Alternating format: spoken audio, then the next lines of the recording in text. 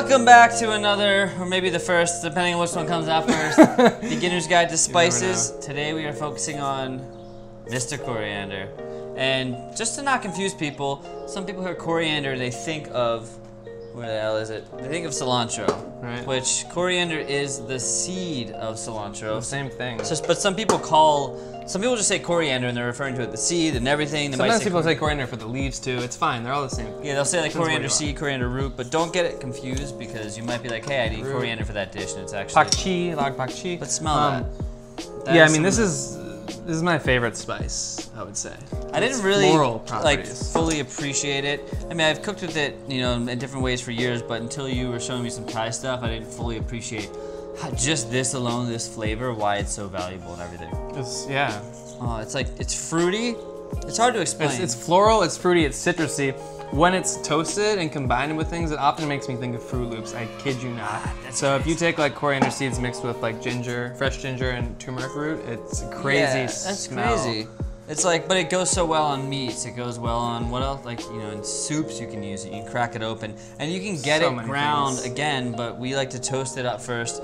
Either grind it in a spice grinder or just use one of these mestle and porter things. Pestle and mortar. Mestle and mortar. But we have a cool little idea here. So we're gonna toast them off, and we're gonna make a pickle. And there's many ways to make pickles. You know, to pickle things. You can heat up your liquid first. But you can also just do a cold pickle, and it takes longer, but you get a different result. So if we're doing something like a cucumber, it's gonna stay nice and green. And Josh blew my mind one time. This is kind of similar like to a smashed cucumber in like Szechuan cuisine. You'll see this. But one time we were cooking, we were up north. Yeah, we were on the Hudson River. And I was, we were talking about making a pickle, and I was like, oh yeah, I'll take the sugar and put some vinegar and bring it to a boil really quick, pour it over, and Josh was like, no, hold on a second. And he just takes the thing and smashes it. I'll show you guys and it was unbelievable. Like, we'll just smash literally smashed cucumber. So I actually saw this. I went to this place called, it was like 1,000 Dumplings or Dumpling Galaxy in Queens, in Flushing. And we went there and got a bunch of stuff, and this dish came out, and I didn't expect much of it, and it was so good because usually when you're eating pickles, they're all one texture. It's all perfect, so you get the one bite, whereas this, like, you get all these different textures. You get some of the crunch, you get some of the softer bits. And you can rip it too and rift it up. Yeah. So the beauty here is we're drawing out the juice of the cucumber. So it's gonna go in this little solution here, which the solution, in this container, it's white vinegar and white vinegar, some water to dilute it, some sugar, and you want to add some salt. Yeah. And that's it. And I didn't even heat this up. Normally you would heat it and just to get the sugar dissolved, but screw it. You know, we don't got that kind of time right now. This is all to taste, right? So we'll taste the liquid, and you want the liquid.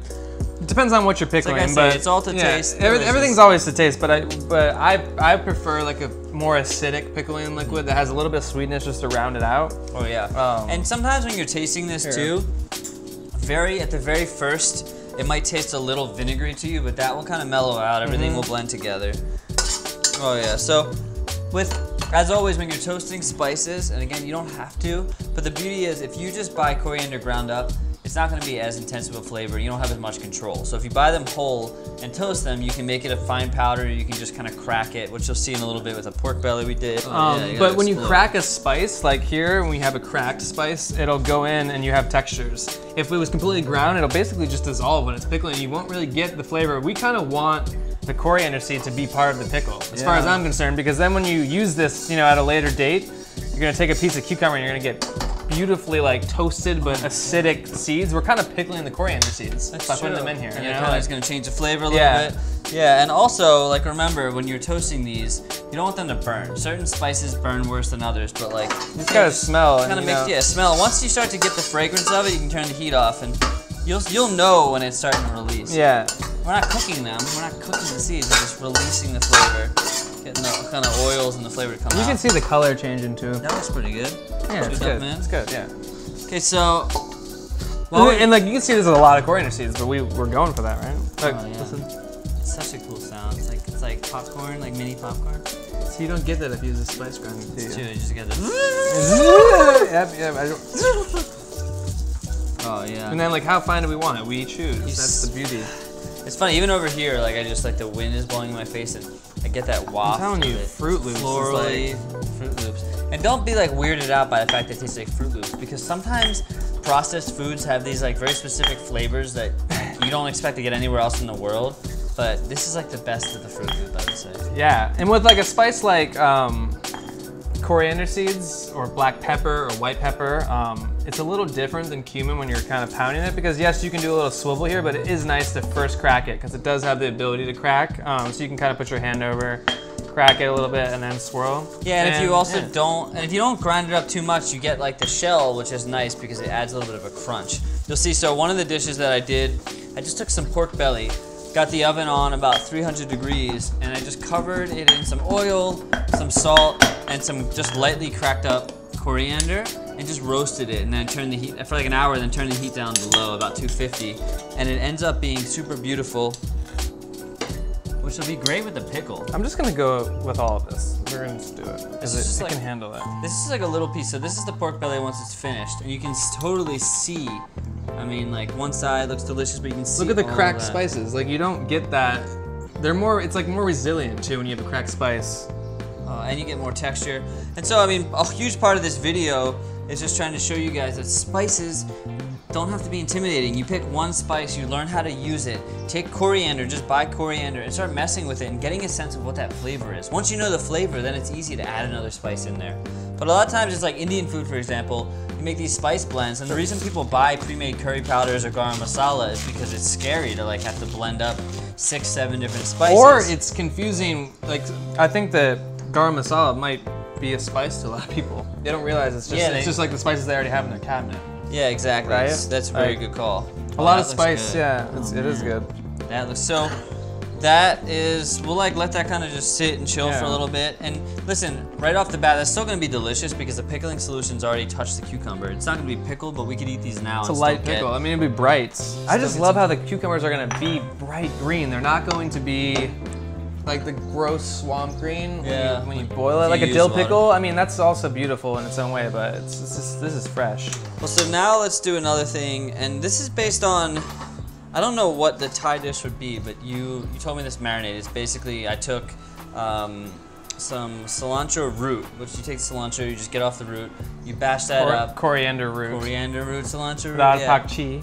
And then you take garlic, you bash that up, and I cracked up, toasted some coriander seeds, threw that in, salt goes in, a little fish sauce, and then I just marinate that in chicken.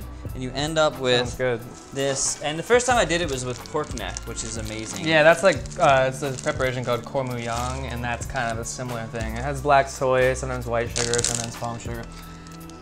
There's some sugar in this too. Smells good, whoa. And this, like, you know, you can marinate this just for 30 minutes. The other day, I forgot about it. I had it marinating for 3 days, and it was still... This is not. I have a little in the fridge. You can try later. But I think we'll just fry it in a wok. Like, why not? Yeah. So if we got that pork belly, we're attempting to cut it up. Pork belly, like, there's lots of different ways you can prepare it. Like, you could braise it first and get it like super tender, and then just give it a crisp. I just threw it in the oven. Oh, it's good. It's another one that's like a lot of texture. Oh yeah. You could say, well, here's the thing. Good though. Good point. You could say it's like overcooked, dry it out, whatever. But you have that with pickle. You have the pickle and the rice.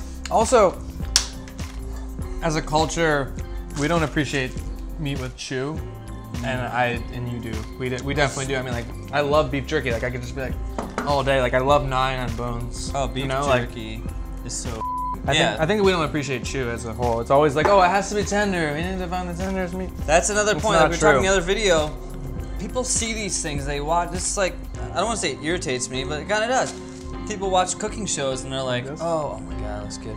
They watch a show and like the person's like, oh, you always need to use salt and pepper, for example. We're gonna do another video on just black pepper because people have this assumption that all food just needs salt and pepper. But if you don't know what pepper really tastes like and you're just adding a little bit just to add it, you're wasting pepper. You're wasting pepper. All food does need salt though. All food, yeah, salt is a different thing. But it's like those, we get these ideas because we hear one chef talk about it. I get comments a lot on this channel. They're like, you're not supposed to do it like that. And like, says who? Some guy at culinary school or some chef on TV? Like, I don't care because I'm making food taste good and having fun. All right, so we got that. So I'm just gonna fry this chicken up. Yeah, we can have the little pork belly in there. We got the pickles. And that's like one hell of a dish.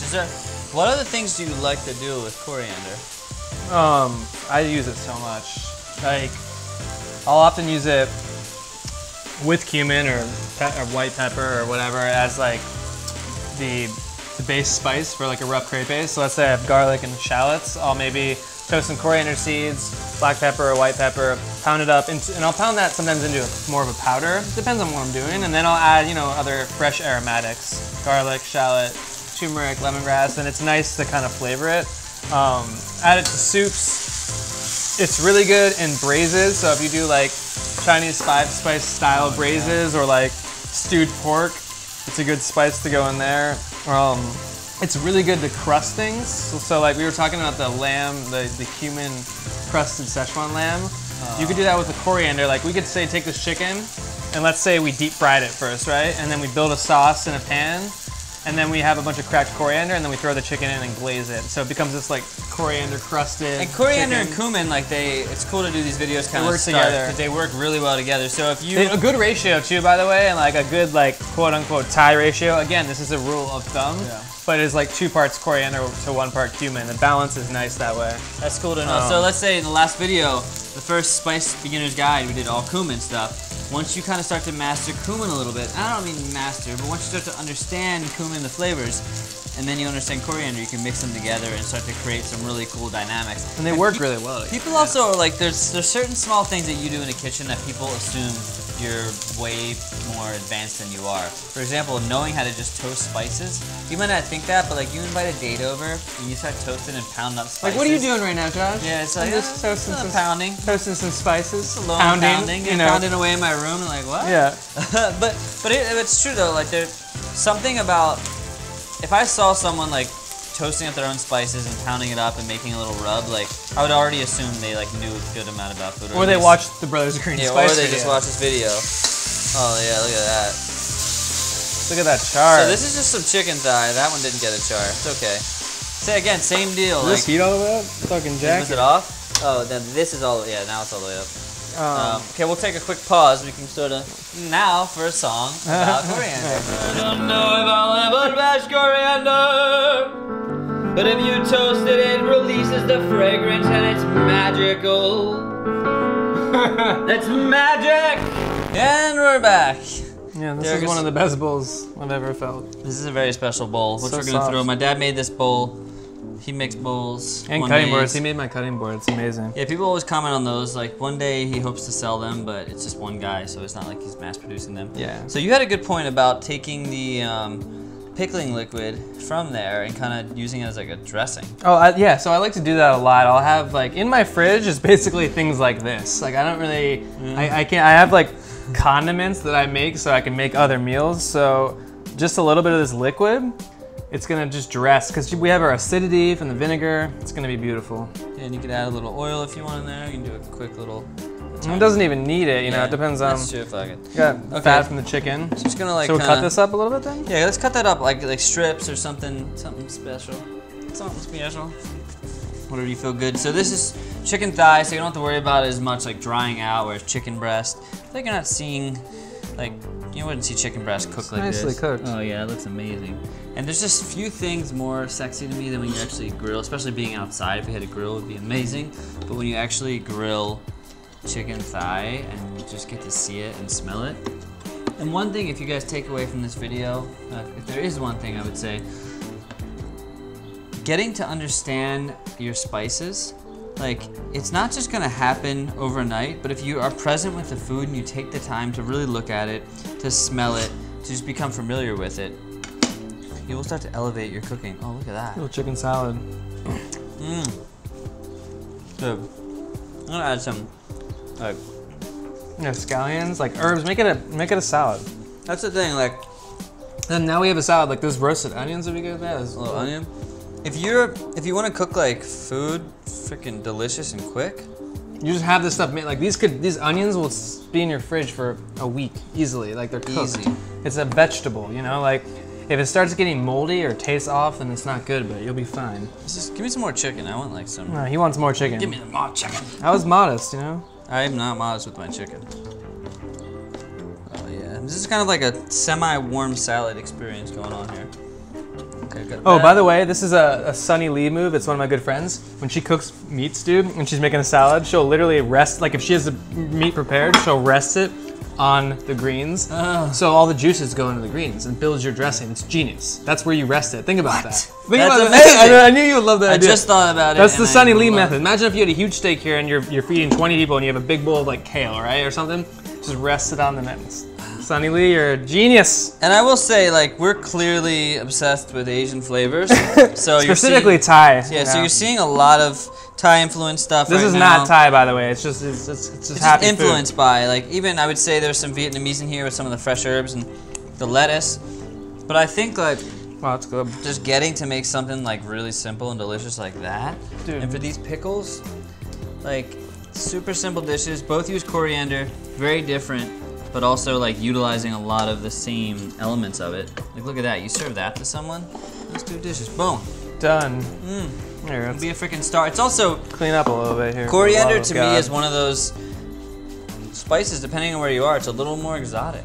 So yeah, if you're like for sure. coriander crusted pork belly, people are gonna be, what? What is happening? What does that even mean?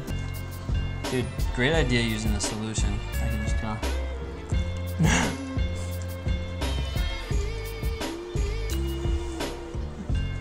That's really nice. Needs more salt. Needs Yeah. salt. The thing also, literally the first bite I took, it was good, but it was light.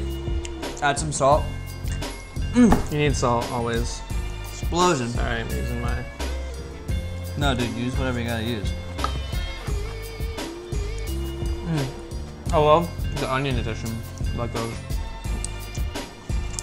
I'm gonna go a little more of this. I love And you can see we just made this now, so you have to keep adjusting. That's why it's not like, oh, 1 tablespoon, because what if yours is more acidic? You know, it's always. The more you cook, the more you realize, oh, I would like something more sour, or I want it a little more sweet, or I want crunch, and that's the beauty of you doing this yourself. You can just keep going. You don't have to stop. It's a good point. Keep changing. When you finish a meal, if you sit down and you're not satisfied, don't just sit there. How many, like, I have this quintessential vision in my head of the people that get the person who's nervous cooking for their family, and they all sit down and they start eating it, and it's kind of like they're pretending like, it's good, and it's not good, or it tastes like nothing. Those experiences shouldn't exist in the world. Like, that's why when you go to a place like Thailand or Vietnam, Korea or Japan, you sit down, there's like condiments and spices and things, and you get something simple, like you might. And the food's already better to begin with. It's already amazing, but you might just get some like chicken on a skewer, and then you can add whatever you want. When you see these bullshit cooking shows, and they take the first bite, and it's always like, oh my god. Oh, it's so good. Oh, it's perfect. It's like, no way. Like, that needed more salt. Need more salt. This though, I gotta try this. This reminds me of the pounded meat. I didn't have it in Thailand, but a pounded meat salad. It's called gin top. Oh man, it's good. Good stuff. Good stuff. Click below. Find out about Make Bistro, making delicious Thai food. Follow us on Instagram. Also click below if you want to buy our spice mix. Turn anything into barbecue. We can actually, you know what? Oh, spice mix would be delicious on this. Just for the hell of it. So we just launched this spice line, and some people were saying that, you know, for the amount, like the price was too much. So we actually just doubled the amount and also cut the price down. So, boom! What do you know about that? But this stuff, Just like that. You didn't have to like contact the CEO of Brothers Green or anything for that. I just did it. You just did it. The CEO doesn't know. That's how he doesn't even know. How is that with the? That's good. It's got that kind of smokiness to it. A little spice. That's delicious. It's here. Crack. All right. Remember the first time we made a bunch of stuff like this and you put it in, and I was just like, that's so good. Why is that? It's actually good. All right. We'll see you in the next video.